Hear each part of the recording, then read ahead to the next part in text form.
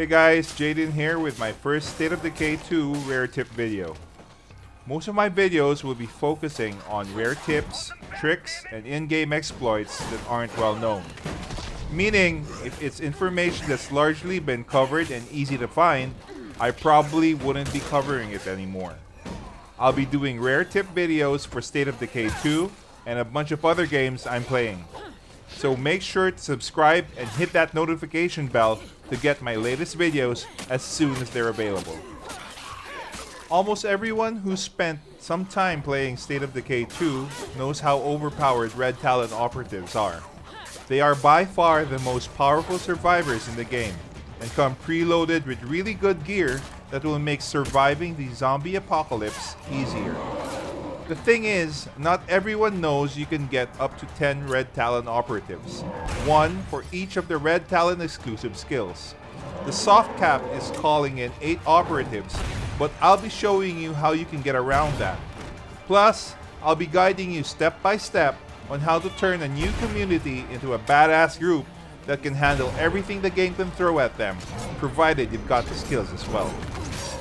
Step 1.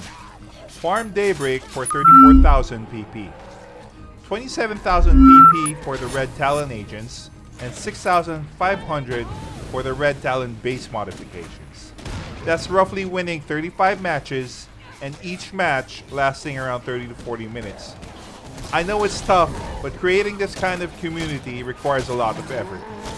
You don't have to do this right away, but make sure you've got enough PP to fund your recruitment in-game as needed. Step 2. Complete your Builder and Sheriff legacies for the difficulty you want to run your long play community. I would recommend getting the legacies on Nightmare Zone, as completing it on the hardest difficulty means it will be available to you on any difficulty mode moving forward. Why Builder and Sheriff? Because those legacies give you the most bang for your buck for long play. It's better than Trader or Warlord, which gives you a huge one-time benefit at the beginning, but nothing else afterwards, even if you change maps. Step 3. Start a new community on any difficulty. Why any difficulty?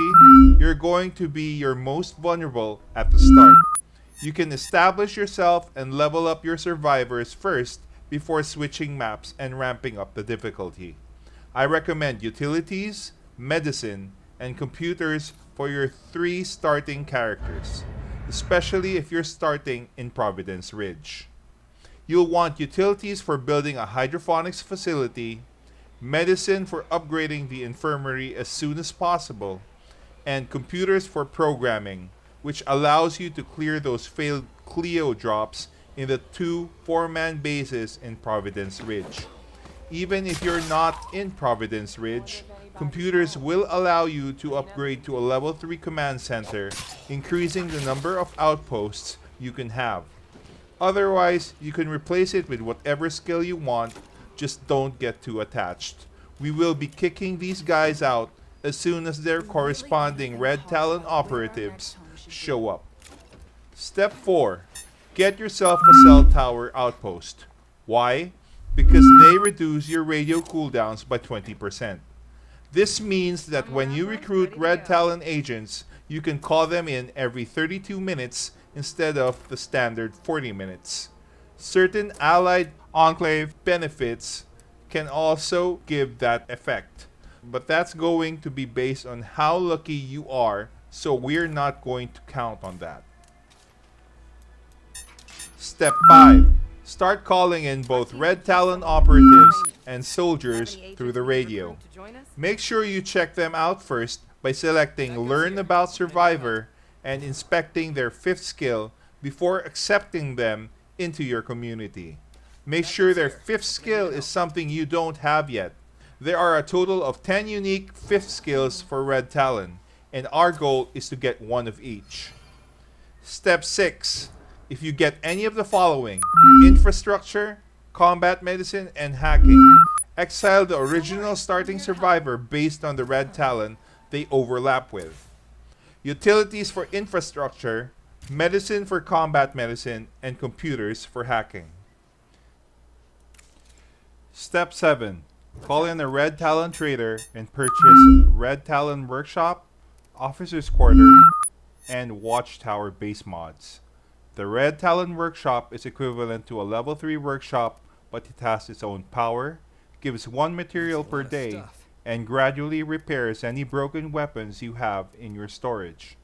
The Officer's Quarter is a super latrine that gives you +2 beds, the chance to activate global speed, labor, and skill training enhancements, +10 morale, in addition to the morale boost for cleaning toilets, but has the added penalty of more noise and 1 material cost for maintenance. The Watchtower has the ability to have 3 guards, -6 zombie threat at the cost of 1 ammo and 1 material a day. Step 8. At the start, you'll be recruiting pretty much any Red Talon you can come across. However, as you build your treasure trove of community skills, you'll gradually become more and more selective. If you come across any operative who has the same skill as someone you already have in the community, simply reject them, wait for the cooldown to finish, and then call in another one. Step 9. Once you're at 8 Red Talon operatives, this is where it gets a bit tricky.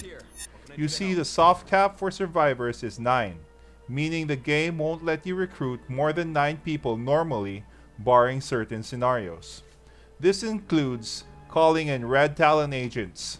So what you want to do is make a note of which 2 skills you're missing, and call in a Red Talon operative and soldier as usual. If one of them doesn't have the skill you're looking for, reject them, wait for the cooldown to end, and call in a new one until you get the skill you want on both your 9th and 10th recruit. Do not recruit any of them unless both of them have the skills you're looking for. Do not use the corresponding radio call again if you found an operative or soldier that has a skill you're looking for. If you do, a new survivor will spawn in, and you'll lose the original with the 5th skill you want. This will put you at 10 community members. Bonus step, if you really want to push it, you can have 11 or even 12 community members. 10 Red Talon agents plus 1 or 2 normal survivors. In my playthrough, I had this quest Welcome Wagon that allowed me to recruit an enclave. Similar quests which allow you to recruit an enclave or survivor should work, as long as you make sure they are active before recruiting your final Red Talon agents. I recommend someone with chemistry, for pharmacology, for manufacturing strong painkillers, and increased production of pills and med kits. You may also want to go gardening agriculture if you want to use a level 3 farm that occupies a large slot in your home base. You already have means to create a hydroponics lab on a small slot though, instead of wasting a large slot, so it seems redundant in my opinion. All other base options and advantages are covered by your Red Talon survivors. With this setup, each operator can hold their own against any threat, as long as you have the proper loadout.